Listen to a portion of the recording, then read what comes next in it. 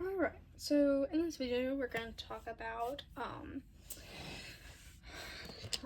essay prompt number 3.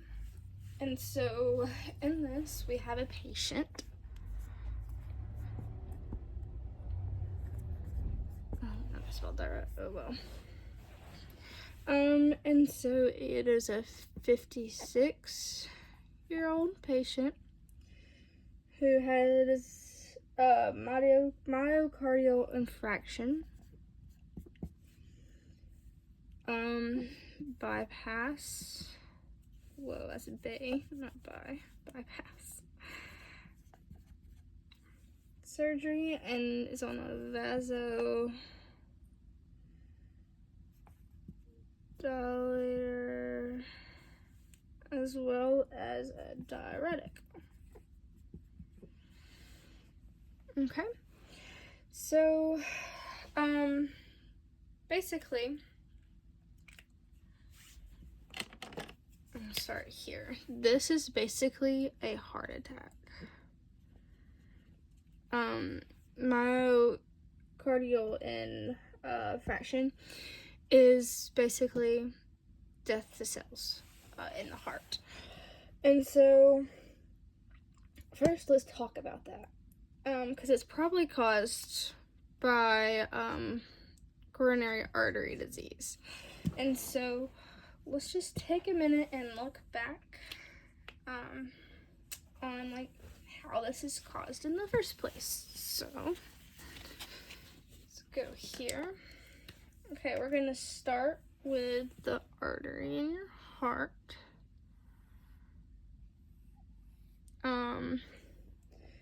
This is a bifraction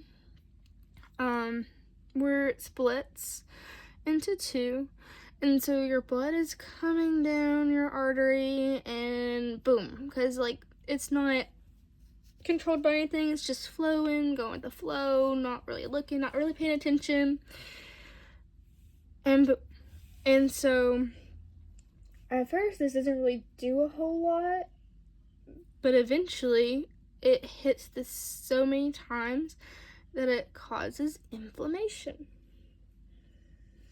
And so then the plaque buildup and stuff starts right about here down these two, or maybe just one of them or both of them, you never know.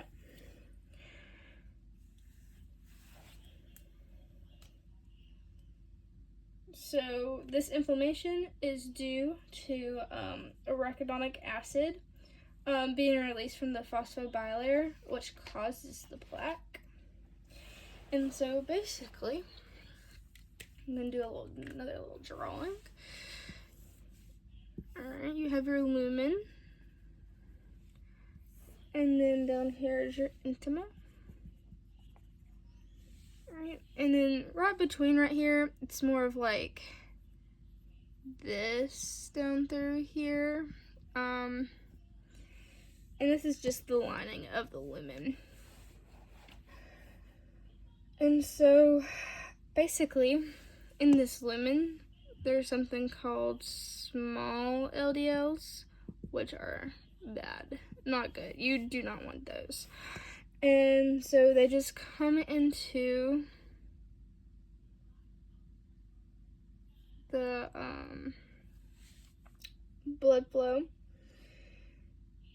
and then it comes in and it kind of just like slides through here. There's gonna be like little gap junctions in between here, the lining, and so it allows to have enough room for the LDL to slip through, come in down here, and then you have the small LDL right here.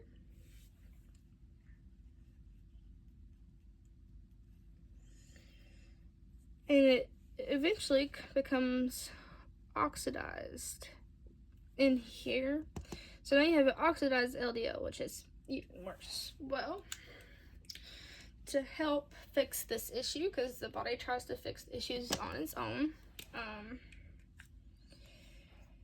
you have these little things called myocytes that are looking, like their sole purpose is looking for inflammation and all that stuff. So it's looking for the small oxidized LDL down here. So it's just rolling through here, and it stops and senses the oxidized LDL. It squeezes its way through and down here. Now, once it's reached that point and has found this LDL and it's down here, it turns into a macrophage. And basically what this macrophage does is it eats the oxidized LDL. So then this goes away. Alright, and you're left with this. Well, it's changed and developed and now it has the LDL in it. So it's not the same as it was in here. It's not the same thing anymore. And so basically, this after it's ate that, it turns into a foam cell and it can't leave. So it's stuck down here and it's just chilling out down here, hanging out.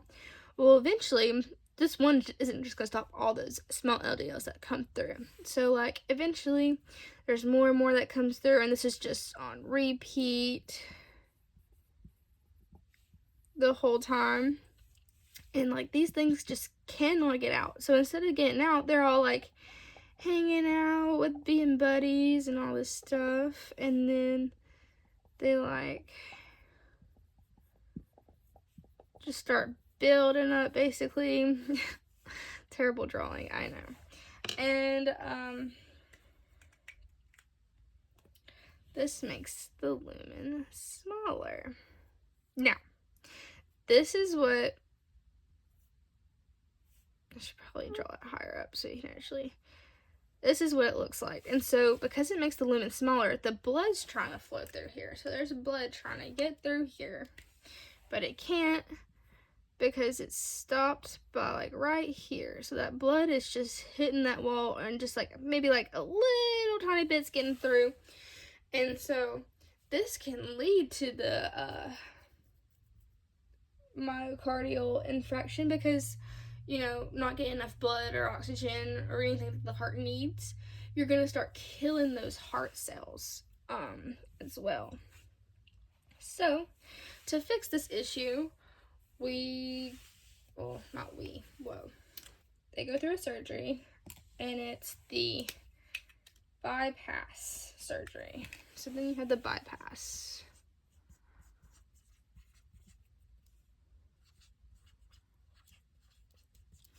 And in this bypass surgery, basically, they're taking a blood vessel from somewhere else in your body, maybe like your leg or your arm, obviously. Getting ahead of myself though. So, basically they put you like asleep and they crack open your chest for this bypass surgery. And they stop your heart just so they can like go in and do what they need to do, because like obviously you can't work with it while the blood's flowing. It's just, that would be a huge mess, obviously. And so they take a vessel from somewhere else in your body and they like attach it. So they like move this and then like they just attach it right here and the other end right here. And so instead of the blood flow going that way, which it still can a little bit, but eventually won't be able to at all, but then the blood flow can go up this way and through here and around. Kind of like a detour kind of deal. When the road is closed, you find another way to get through. This is the detour for the blood to get through to the heart and fix that issue. Just because getting rid of the plaque, it'll just build up again. So this is a better option to fix this.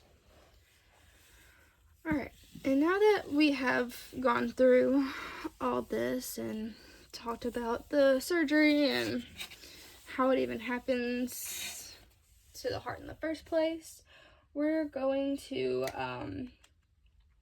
talk about what happens, the response to exercise. So for a normal, healthy person, exercise is more of like, you know, you increase intensity which equals the increase in SNS and increase in heart rate as well. You also increase cardiac output,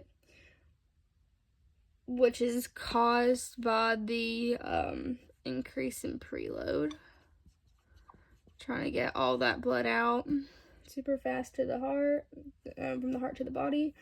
You also increase stroke volume in the person because of the skeletal pump. And you also will increase main arterial pressure,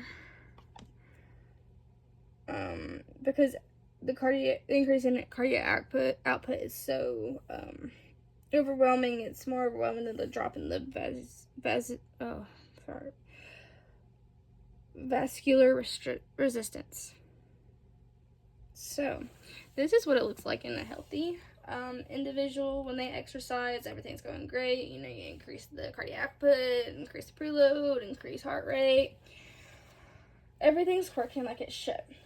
But so let's look at our patient with this issue. All right, with the heart attack. And so they're gonna have already a high blood pressure, just because things aren't working how they should be. And this high blood pressures came in and fixed by the vasodilator, which is used to decrease the try and decrease the blood pressure. And it does this can happen right here by decreasing afterload. At first it won't do that much, but like the more you take it, the longer end of it will eventually increase cardiac output, which is what we want to bring down the blood pressure in the first place.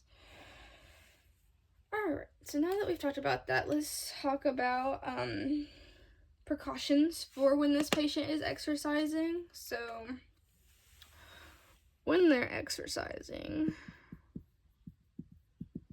some things to look out for is going to be, well, obviously when they're on the vasodilator or the diuretic, it's going to increase a lot of like excretion of urine and sodium. So there could be a chance of increase of muscle cramps. And what you want to do with this is just make sure they hydrate while exercising, more than healthier individuals. But then also, if we look at this little heart rate equation right here, so their preload is going to decrease.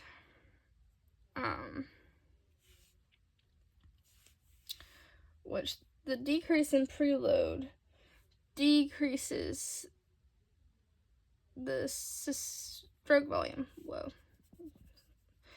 And to try to fix the decrease in stroke volume, try to fix all this, the heart rate will increase, trying to maintain this cardiac output.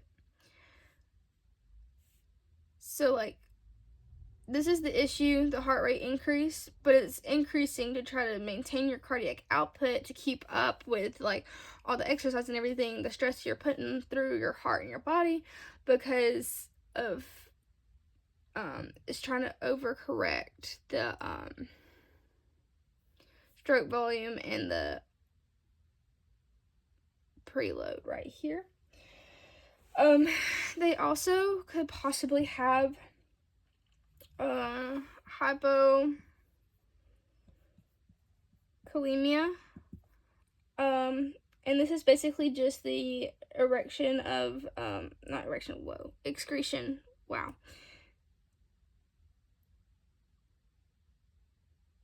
excretion of potassium and sodium, which would increase heart rate as well, which we do not want to do.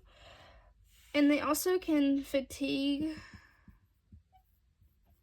quicker as well. So, I know that's a lot, but basically what it boils down to is the medications and just like their health overall plays a lot into like how they're going to exercise compared to a healthier person. So like a healthy person could probably like go through like a long exercise with maybe just like 1 or 2 breaks, or sometimes don't all, which isn't really healthy.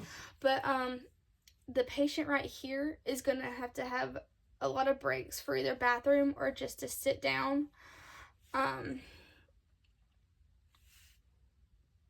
be able to take a minute because of the fatigue or because of the increase in urine output. But they're also going to need to hydrate a lot more to help with those muscle cramps and everything. So you're just looking at a lot more breaks and with high intense exercises, but even probably not going as intense as you would a normal healthy person. So yeah, so basically we just looked at the patient that was 56 years old and had the myocardium infarction. We looked at what a myocardial infarction is, where the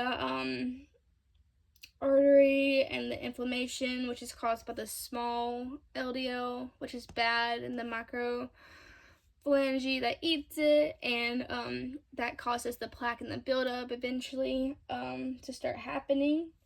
And we also talked about bypass surgery and what that looks like and how that helps. And we also just talked about the vasodilator and the diuretic. So, yep.